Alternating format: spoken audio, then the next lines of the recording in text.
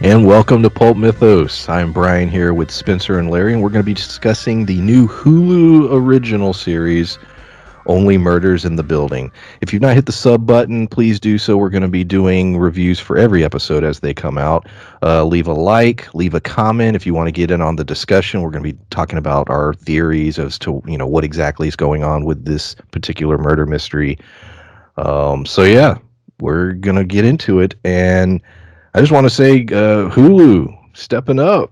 This is a Hulu original. That's the only way you can watch the series. It does not air on cable or anywhere else, and this is great, man. Like not only is it a cool murder mystery, but you have the proper amount of comedy, drama.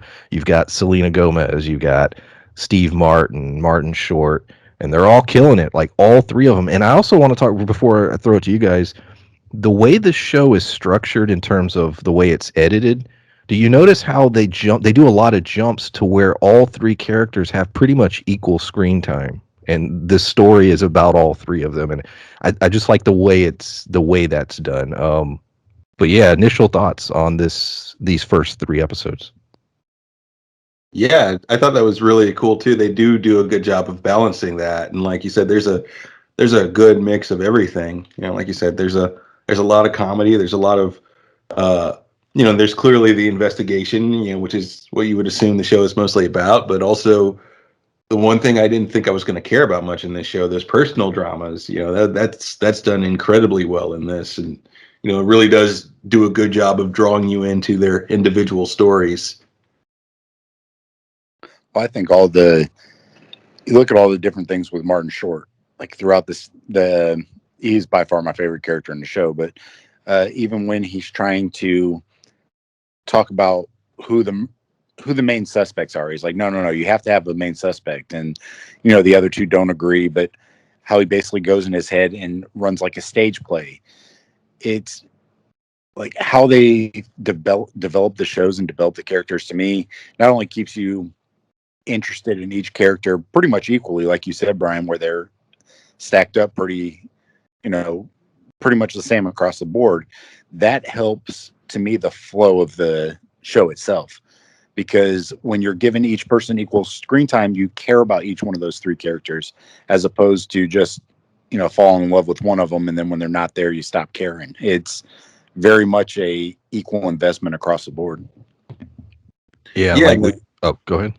Well, I was just going to mention that, and one thing they're surprisingly good at, well, not surprisingly given who's involved, but the dry humor is really good. They're really good about putting a lot of dry humor in there.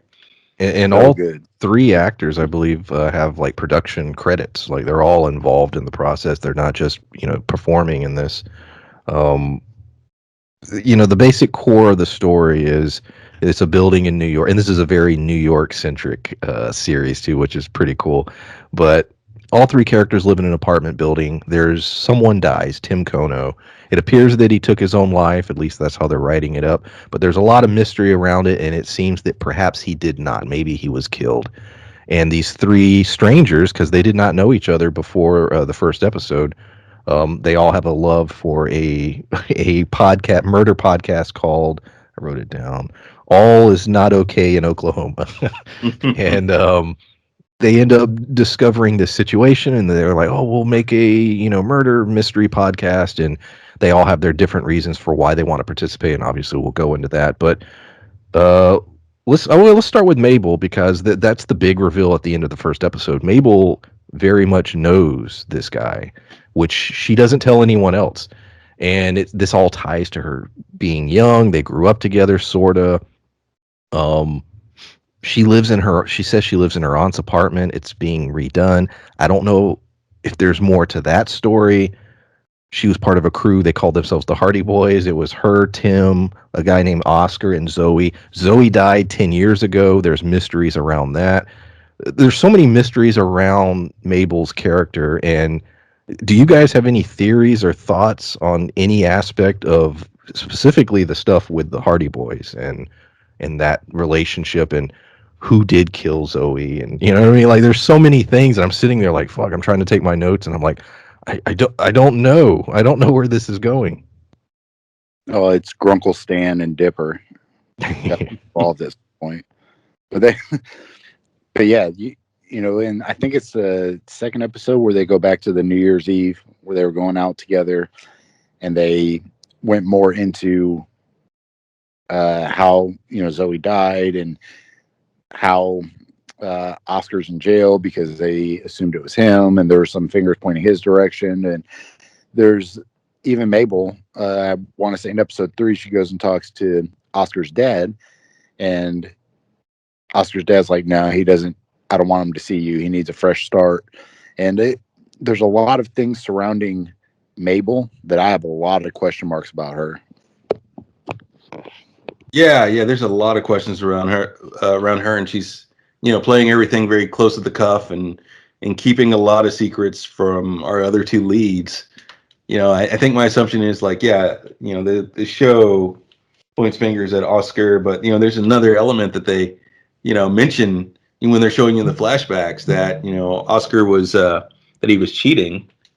So I don't think it was Oscar. I think it was potentially like whoever Oscar was cheating with, and that might explain the ring and everything. I think that and also why Kono was quiet about, wouldn't say who it was, if he also had feelings for whoever it was that killed her, and he didn't want her to do time, but he was willing to throw his friends under the bus, which would make sense for his character because it's been established that he's an asshole and nobody likes him, and that he doesn't care about a lot of people, and he's pushing even his closest friend away. So that may explain it a little, but I feel like it's more complicated than that, and I was surprised to see there was that flashback to that previous murder, because I was wondering about the title. I was like, only murders in the building? How many murders could have possibly happened in this building? Well, we know at least 2 now. Well, go ahead. I was just going to mention Mabel. When you talk about cheating, it implied that it might have been Mabel. They showed several scenes where Oscar was staring at her. She got frustrated. Zoe was looking at him being like, "Why are you looking at her like that?" And there was multiple girls in the area, but it was kind of one of those things where that was a question mark. So, and in the preview, it shows Mabel going apeshit and stabbing somebody with the knitting needle, which she said, like when she was dreaming, I have this dream where this guy tries to come and do something to me and I kill him. So I think that she has some kind of mental, whether she's like severely bipolar or she's schizophrenic or has the multiple personality disorder. Like, I think that she has something, and I think that she may not only be the one that killed Tim, she may be the one involved in Zoe's as well. Or at least they're trying to make you question whether or not she was involved. The 2 weirdest things between her and Tim for me that I want to talk about are her apartment. It's unfinished. She said it was her aunt's. We don't know anything else about it in terms of how she's paying for it.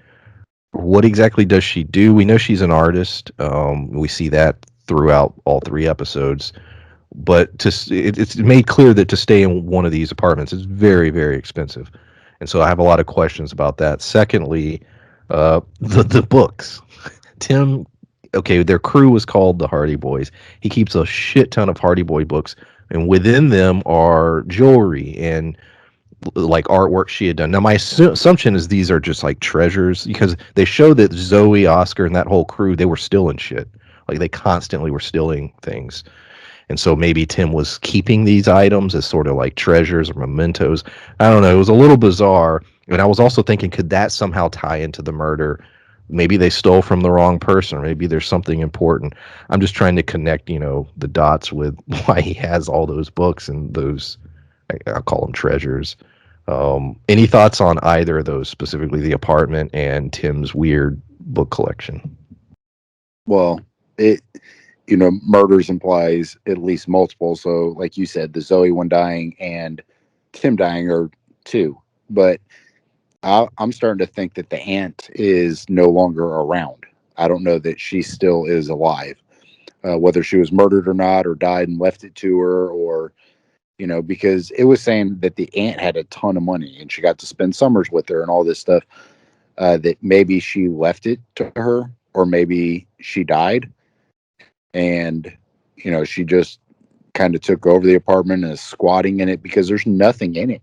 Like it's bare, and she has basically like a mattress on the floor, and it it does show that she's an artist and she's doing all these things, but I don't know if that's going to be enough to support her living in that kind of a place. And that's why I'm thinking that the aunt probably left it to her, or the aunt died and she's just using the aunt's money to still pay for it. Or and you made me think this by bringing up this inquiry here.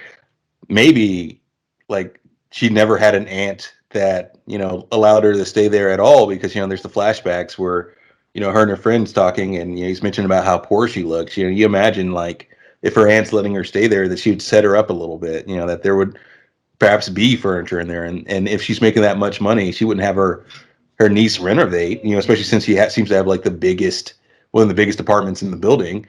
She'd pay people for it. So maybe she's just been squatting there, or intruding on this building and going to this place that has been vacant for years since she was a kid. Yeah, I agree. It feels like there's something off. Yeah, I agree that it's something like that's going on. I don't know. There's something off about her in that apartment. Well, the squatting would be a good point too. Saying that her aunt lived there. She may have started stealing from with Oscar, all these things that they were stealing. That could be how she was paying for food and like all this stuff. But they also showed that they had these huge events and smorgasbords and like all these foods where Martin Short's character got super excited because he's not eating either. So he was eating, what was that milk stuff? It was like muscle milk. Oh, gut milk. Gut milk. So he's drinking these protein shakes and stuff. And I think that she's probably doing the same thing, because regardless of whether it was her aunt's or she's redoing it, she doesn't have an income coming in. So I think that implying that not only is she squatting there, using there's that line. I forgot about it when he's like, "How do you like your beats?" He has the Beats by Dre. It's like the awkwardness of some of the interactions between Charles and Oliver, like with any other characters, is just fantastic. Yeah, that's cool. Like you said, the generational awkwardness. Like we mentioned earlier with the texting and everything. That was between them. I love that. I love the whole gut milk thing too. That you mentioned that earlier. Like I want merch related to this show. That's just gut milk merch, because I love little in-universe shit like that. Well, let's jump into Charles. It's Steve Martin. And he's an actor who was in a successful show many, many years ago, hasn't really done much. He lives alone in this apartment. He cooks these omelets. We find out later that he used to cook them for Lucy, we're assuming as a wife or girlfriend or something. Don't know what happened to her. There seems to be a lot of mystery around his past. Of all three characters, I mean, even though Mabel, there's a lot of mysteries around her. He seems I can't get a read on him. I don't know if he's lying half the time or if he's being completely genuine. I don't know, and it's been very interesting following that character, and obviously the comedy stuff's great.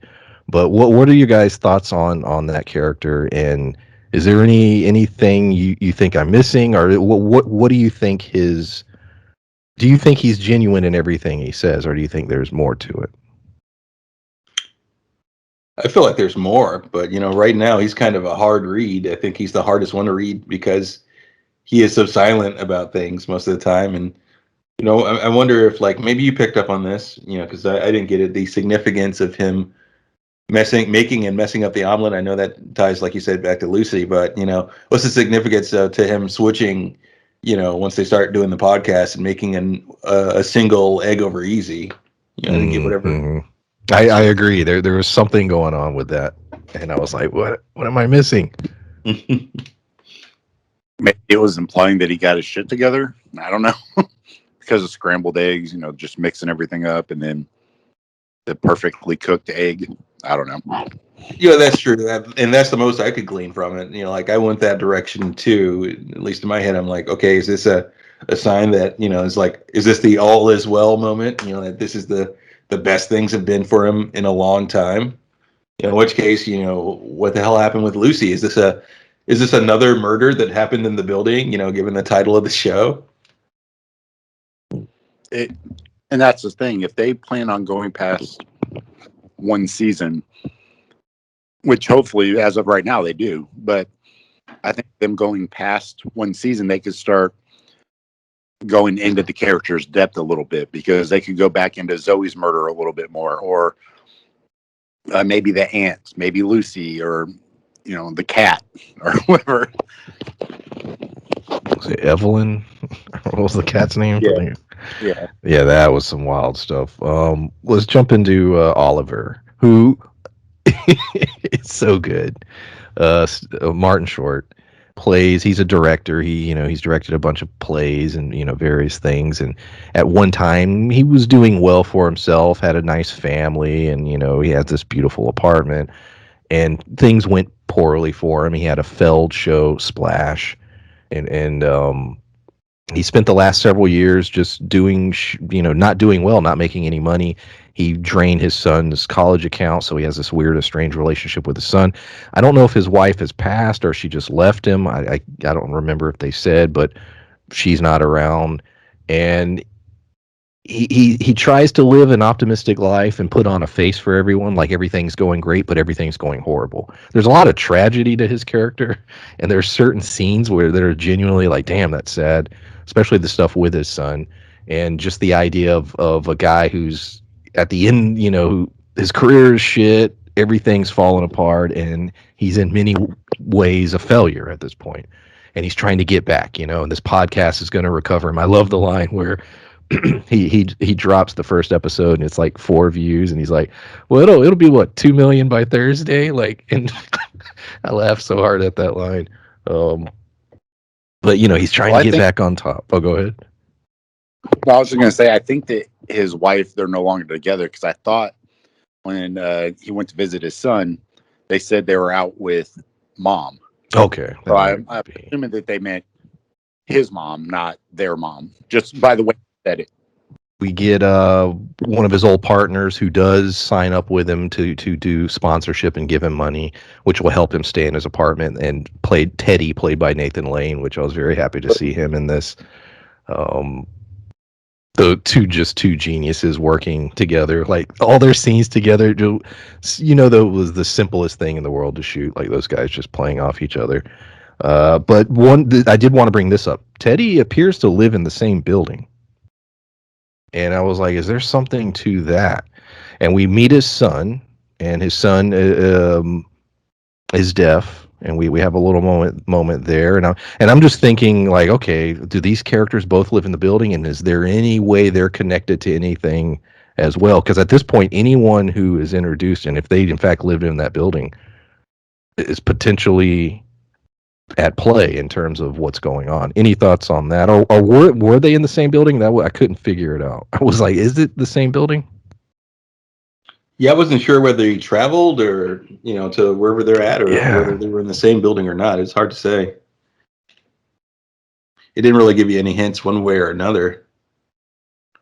I did think the signing with his son, that he was telling his son something different, that whole scene, there was another, funny bit of comedy, where he's like, oh, what is it? Oh, he needs something again, I just can't believe he went for it, because he needed like $38,000 to stay in his apartment, which I guess he started with 32. Yeah, then he was 35. And he got him up to 35, because he was just like, well, now I need more. He was just like, what? Yes, always want more. But yeah. I think that they're in the same building, because they showed not only how big the building was, but how everybody who was there is like wealthy, kind of prestigious. They've been there for a long time. And not Nathan Lane's character, but Martin Short's character, Oliver's been in that building for a long time, which is the only reason that they're kind of giving him the grace, because he didn't say he was behind on rent, which to me would own that he owns, kind of like, you own your house, but he's still got to pay his dues for the building. So he's behind on that. Yeah. So he owns the room itself, or the apartment itself. So the people who live in that building are pretty well off. So I'm assuming that Nathan Lane's character, I think, is in the same building. And then there was Sting. Dude. At first they introduce him and I'm like, okay, cool. He did a little cameo. Maybe he knows somebody and they were friends and they're like, oh, let's do a cameo. And he lives in the building. But then they tie it into the story. Sting hates animals or hates dogs, and Martin Short, Oliver's dog, is poisoned at the end. Now, this is an important detail. I don't think it's Sting, obviously. I think that's just played for comedy. But so the cat died the same night that Tim died. My assumption is the cat was poisoned, and Tim was poisoned, and the shooting of the head was just done to make it look like he took his own life. The cat then left the apartment and then died. My assumption is the cat was poisoned. Its owner said that he was going to get the cat tested for being poisoned. Now, Martin Short's dog has been poisoned. He gets a note on his door that says, stop following this case, and then his dog's poisoned. Point being, yes, there's clearly a murderer, and their poison appears to be their tool. Mm-hmm. Yeah, and like the allusions to Sting, I thought that was pretty interesting, and it's funny. Well, yeah, and they set it up with like, no, I couldn't possibly be Sting, and then towards the end, we have don't stand so close. Every Sting bit was the best. But according to, because there's this book on Audibles. It's by that dude who he does a ton of sponsorship and not tell us. I wish. There we go. Are we sponsoring Audible? we should see if we can get some money or some free Audible accounts. But there's a book about the gradations of evil. So it's like 1 to 22. If you do this, or if your intent is to kill somebody, it's this. But they said that the most often, the way that women kill the most often is through poison. Like, that's not a male dominant tool into killing people. So I am curious to see if that, I mean, it could still be anybody. Like, it's not, none of those things are 100%, but I am curious, by it being poison leads me to believe that it's a female doing it. And I'm kind of curious as whether or not that holds true. It's like, and I'm not sure, if not Sting, I don't think we have enough clues yet to know, well, other than what Spencer just mentioned, to really narrow it down to, any particular person, because no one else has shown a disdain for animals or, to be vindictive in that particular way. Because that's a big deal to, for there to be someone in the building poisoning animals. Yeah, I don't have a theory in terms of who it is yet. My only thought is that it ties into Mabel's past in some way. Now maybe, and then I was thinking, what? Sometimes these mysteries, there's two different elements going on at the same time. You're like, oh, it's this, but then there's like a whole other thing going on. We also know that Tim was fired because he had lost money for a client or something. So there's something else with that. There's a lot of possibilities, and that's obviously a good murder mystery. It's fun when there's multiple possibilities at play, and it could be, multiple things. I also, a side note, go ahead. I was going to say, otherwise it's not much of a mystery. Exactly. We are introduced to another character, Jan, who is in the elevator. Charles is flirting with her. They're having a little back and forth. Mabel notices, and she's like, well, damn, you're going for it? What's up? Mm-hmm. And then he starts having a nosebleed, and he basically says whenever he's in he has an anxiety thing, and when he's talks to people, sometimes he gets a nosebleed. And I'm curious if that's going to play a big role at some point in the plot as well. I thought that was interesting. Well, his blood might show up because if he gets anxious, they hadn't shown it before. They went into the crime. and there's blood everywhere. So what happens if they do a DNA test, or if they go back to the crime scene to collect more evidence and his blood's in there now all of a sudden? So I think that it could come into play later, or if, another person gets killed or anything and his blood ends up on the scene, I think that it's going to come into play that maybe he ends up getting blamed for something because his evidence was there, as opposed to him actually being guilty of doing anything. Yeah, That's a great point. Yeah, I didn't think of that. What else? I'm trying to think of all the characters we were introduced to that could possibly be important. Bunny was great, dude. Like, she's in like 2 or 3 scenes. She's like, everybody sit the fuck down. Like, what do you think these chairs are for? And then the scene where she's telling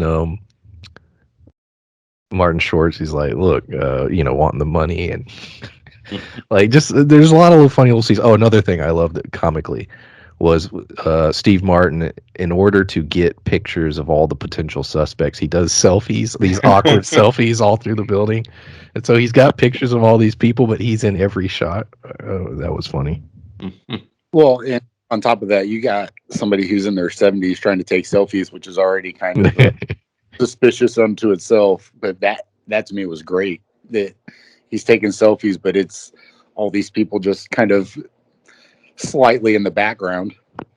I also love in that scene that, once they got to talking to him, and at his memorial, everybody talked about what an asshole he was. But then when they heard this cat died, everybody was just distraught about it.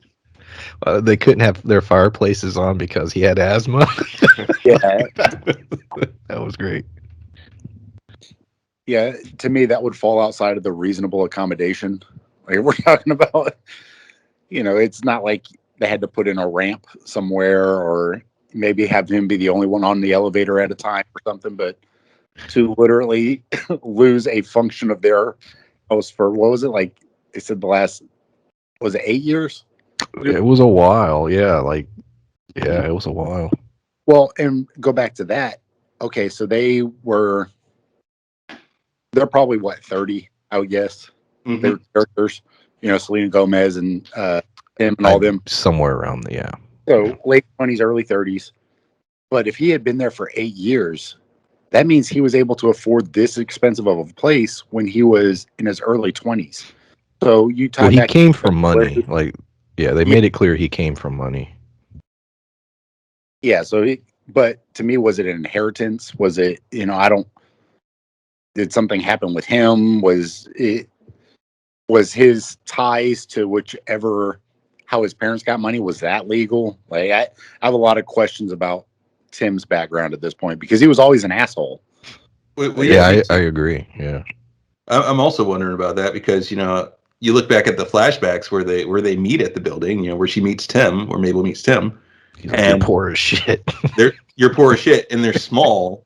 And that implies that, and they met at this building. So that implies that his parents had a place here, and maybe he inherited that, and eventually went broke and couldn't keep up with the fees. Like, are his parents still around? Potentially? Wait, no, they mentioned they were out in Japan. Yeah, they shipped his remains, I believe, to Japan. Yeah, That was a line in there. Yeah.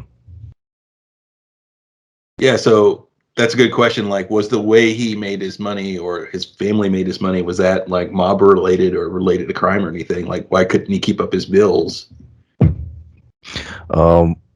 Yeah, I mean, the whole Hardy Boys dynamic, as far as that crew of people, is very interesting, and there's a lot of mysteries, like you said, about Tim's past and who potentially could want him dead. What secret was he holding? Who in fact did kill Zoe? Is that what caused his death, or is it something completely different, or is it two different things combined? There's a lot to this. And the fact that between Mabel and Charles, and even Oliver to a degree, we're introduced to these 3 characters, and we don't completely know who they are truly at their core yet. We have some answers now, but there's a lot of mystery about those characters too. It leads to, these are half-hour episodes, but man, they're packed with, like I said, comedy, drama, mystery, and it's really good storytelling. Hulu, for a Hulu original, they're hitting it out of the park. If they keep it up, maybe they can be like an Amazon Prime or something in terms of original content. I wanted to also talk about there's a lot of artistic, I don't know what you would call it, flair Yeah. in each episode. Like you were saying, Spencer, the moment where Steve Martin is casting the murderer, and the way that's done, and the moment when Mabel is speaking to Tim's dead corpse. There's a lot of cool little sort of artistic moments that to me work perfect. Like they don't feel out of place. They're not like odd. To me, they work perfectly within the story. Any thoughts on those sequences? Every episode so far has had something like that. I love all the references and comedy around just the production of the podcast as well. Like even the little accordion thing that you hear play in every podcast. Like this. I thought that was great. He kept trying to work that in, and neither of them were feeling it. He said, "I felt like I'm in Ireland like 200 years ago." Well, it's just funny because Steve Martin is really good at the accordion. It's just like one of those odd. He's a musician, yeah. Yep. Like for real. But I was chewing on something. I love not only like those sequences, but we talked about, the dry humor and everything, but how, they're filming in a closet and the whole time we're like, it's so fucking hot in here. It's like, it'll be worth it. And, they soundproof the closet. But to me, I think that may come into play later when we talk about, the murders and everything else. I think that one of them may end up getting attacked, but the other one's not going to know it because they're filming for something in the closet. Yeah, I do love all the the podcasting jokes. Like I said earlier, the whole 4 views thing. Like it's like we got 4 views in an hour. We'll hit 2 million by Thursday. It's just a funny line. Like anyone who posts content. And I love that he's trying to get into that. Like that's something he's like, this is the ticket, podcasting. Well, he's going about way. He's trying to find sponsors. Yeah, honestly, I mean, shit, man. To get $35,000 up front for, my God. Yeah, single episode of the podcast. He's succeeding already. Yeah. Yeah, we're going about this the wrong way, guys. But yeah, do like he does. Hit up all of our Greek chains here in town, and or a local restaurant ask for money. $35,000 for a podcast. that has not even posted an episode yet. Dude, we can be brought to you by anybody. You're willing to cut me a check for $35,000?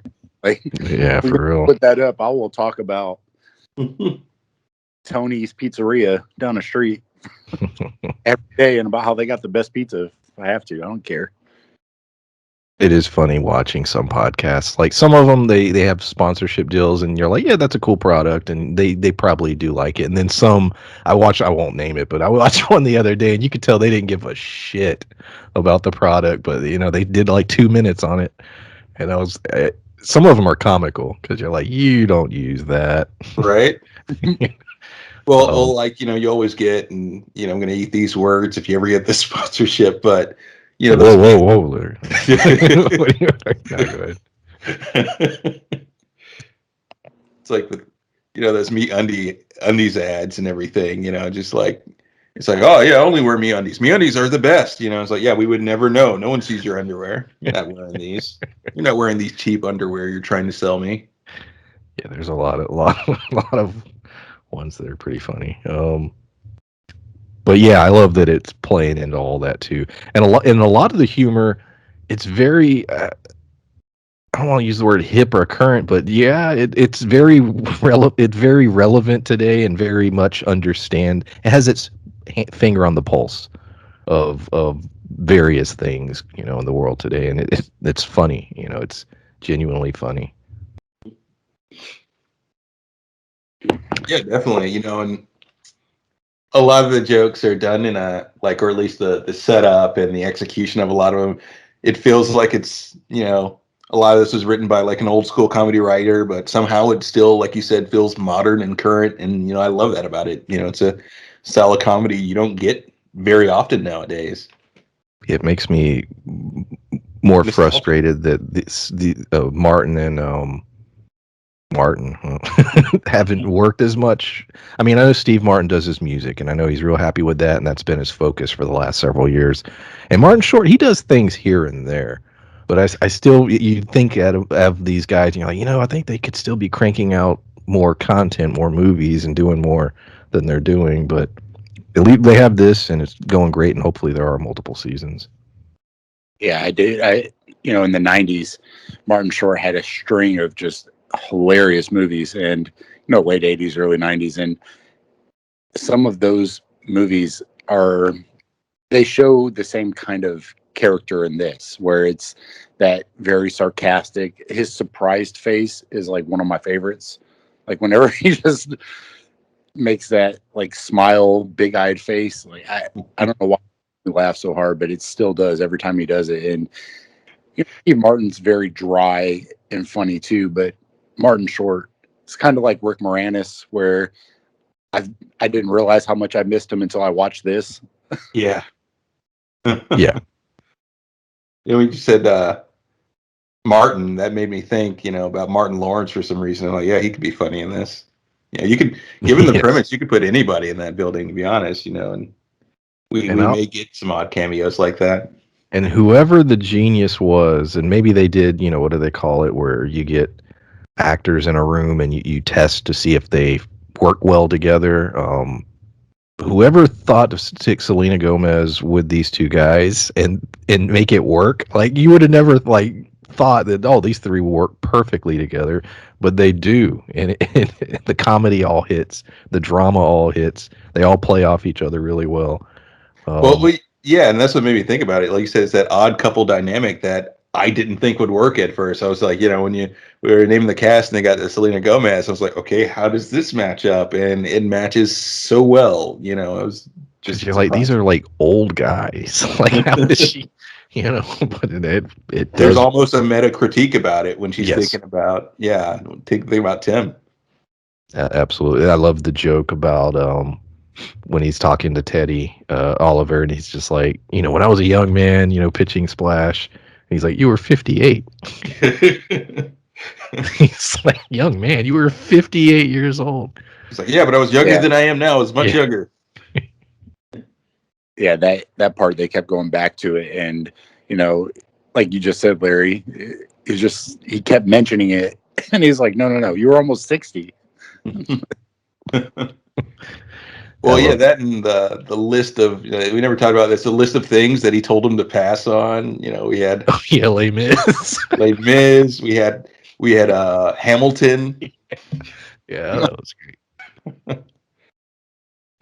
Yeah, even jokes like that were like it's funny. We've talked about it on this channel a million times. Spencer, fan of theater and musicals and stuff, and there's a lot of inside baseball in this show about a lot of that stuff. Like, there's the Hollywood stuff, the comedy stuff, the theater stuff, the podcasting stuff. So the show's hitting all those beats, and the comedy is hitting, and the references are hitting well, and everyone did their homework when working on the scripts.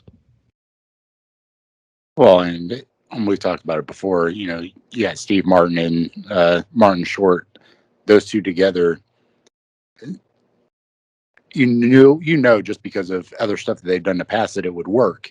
However, still remaining up to date with references and everything. Like, they're not referencing the three amigos. Like, stuff that they're doing is still referencing current day things, and it's still funny. So, and I think Selena Gomez also has a producing credit, which means she's involved in those things.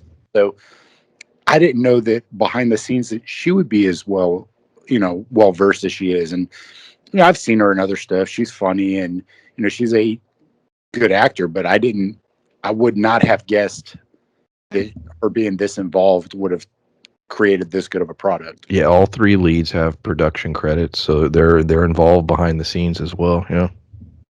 I wonder which one came up with the premise for Brazos also, because a lot of that stuff and the references to that's very funny as well. And I also love that in order for her to catch up on it or, watch, she goes to YouTube and, watches old episodes. It's like, how many times have I done, or any of us done That's that? true. Like I said, little things like that is just like, yeah, that's what you would do. Well, yeah, like I was talking to a neighbor, the other day about Columbo, and they're like, "How do you know about Columbo? You're too young for that crap." I'm like, it's all out there. All that old content is out there, and that's how we watch a lot of this stuff. It's like I have the fucking internet. It's like, It's the way that bands like Warrant are still able to go tour and draw in fans. mhm. Yeah, I still watch Gunsmoke occasionally. Yeah. Pop up an episode here or there. But yeah, 3 episodes. Like I said, half-hour episodes. So this one made a little more sense to drop multiple episodes because it's just under an hour and a half total for the 3. Now we'll only be getting 1 a week going forward. Any other thoughts on Only Murders in the Building? No, I'm just super excited about what's to come. So I'm really enjoying this. Yeah, I like this show a lot more than I expected. I know I say that about a lot of the shows we watch, but we've watched a lot of quality shows, and I didn't have my hopes super high for this one just because of like you said, the combination of actors we had going into the show, and I wasn't quite sure what it was going to be, but I'm very happy with it. Yeah, I absolutely had a blast watching all 3. If the entire season had been up, I would have binged it all. But then that would have given us a lack of content, so I'm glad that didn't happen.